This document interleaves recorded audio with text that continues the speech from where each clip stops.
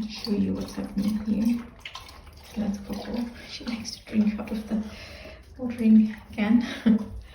That's the stock. And you see, there are already little plants.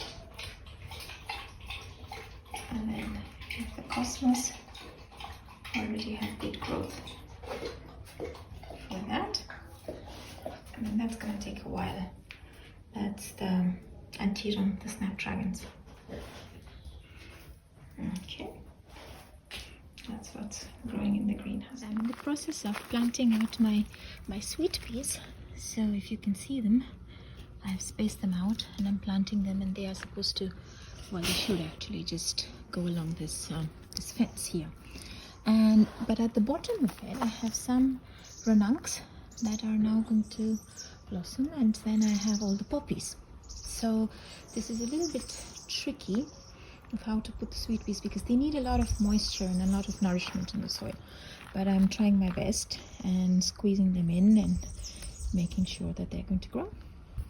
I have a really nice mix of some tulips in the middle, and then I have, these are the ranunculus, these ones, and you can see there's already a bud, and then I have the occasional poppy in between. So I think once this pot blooms, it's going to be very beautiful.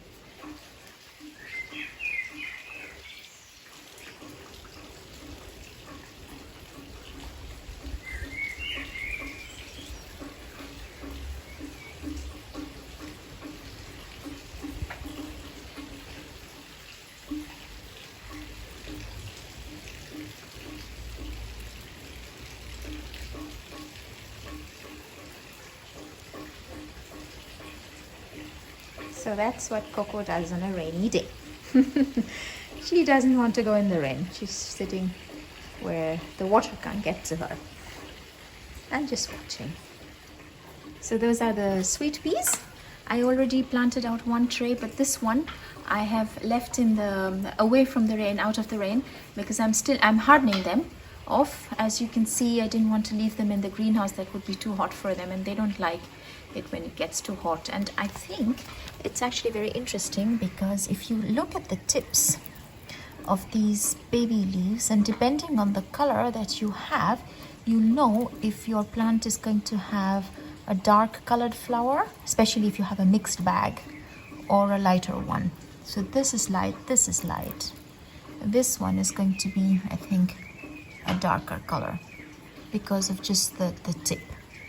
And some of them have already been nibbled at by nasty little snails.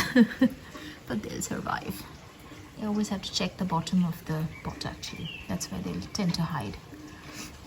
So that's them hardening off outside, and the rest are in the greenhouse. So today I thought I should talk to you about mycobacterium vacaae. This is very interesting because, of course, these studies have come out many years ago, but I found it so interesting because there is a lot of talk right now about the soil and about how replenishing the soil is going to help our planet, which it will, of course.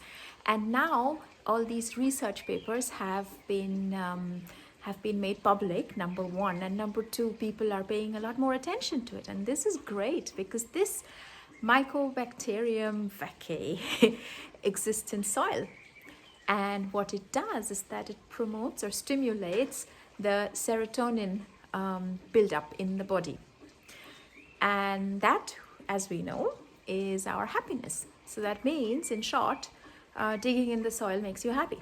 And I find it so interesting because, you know, I do not know a gardener who's not a happy gardener. That just doesn't exist. All gardeners are happy gardeners. They're just so happy because you can be outside, you can dig in the soil, you grow your plants, you sow your seeds, you just in touch with nature, in touch with Mother Nature. And the moment you touch soil, there's something magical just happens. And every gardener is going to tell you that, and nobody needs a scientific research paper to prove it. But now that science has proved it, and now everybody is like, whoo! But I think that's great. That's great. Why not? Let's just have some proofs, so the ones amongst us who are still a little bit skeptical know that this is something that's worth following. And I strongly encourage you, whether or not you believe in it, or whether you believe in the science, or you just believe in the research, or you're just somebody who says, well, I'm going to try it out on my own. I really encourage everyone to go and dig in the soil, and to start having a small garden, or at least to have some part of you that is in touch with the soil, with Mother Nature, every single day. And you don't always need to have a huge garden to do this. Of course not. You can have a small little pot where you can grow your own herbs. That I started like that many years ago, with our first home that we had, which was a little flat, and to grow your own herbs. And then that's very satisfying. It's just very satisfying. The soil already feels so nice, so wonderful, so malleable, almost like it depends, right? If it's a clay soil, or a gritty soil, or something that has a bit of stone in it, or it's very loamy, very fertile, and it's just such a great thing to do. So all of you out there, you can do that. If you don't have any access to any garden or any pots, then if you have a park, maybe you can just walk bare feet, so your feet can get in touch with the earth and with the grass. And it's very good. It is really good. And it doesn't matter if you're doing it for a certain benefit. I mean, the moment you do it, you'll realize that the reason why you're doing it becomes so small compared to the joy that you're going to feel when you do that. So what you're going to do is you're going for the feeling, you're going for the joy that it brings you in your heart when you do something like that. So, research or no research, let's all get gardening.